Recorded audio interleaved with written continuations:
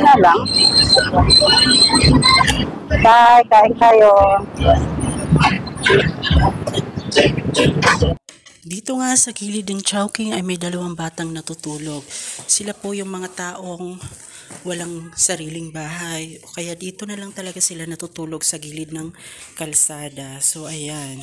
Ayan sila mga idol. Dalawa sila.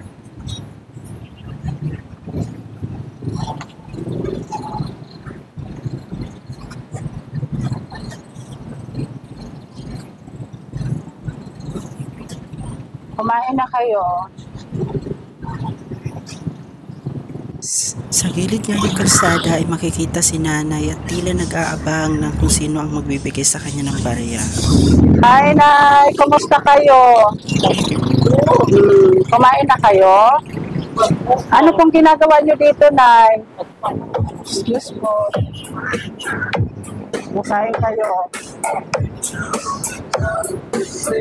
Tara. Hi! Kumain ka. Ano pangalan mo? Kumakain ka? Oh. Pagkain yan. Hindi mo ko kilala?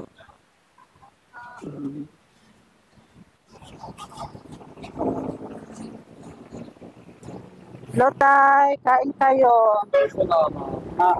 Thank you.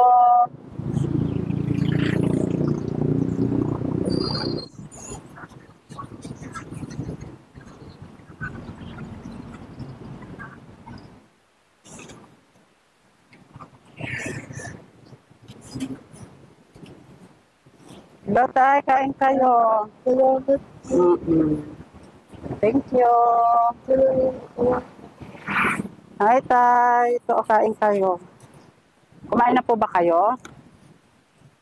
Thank you. Thank you.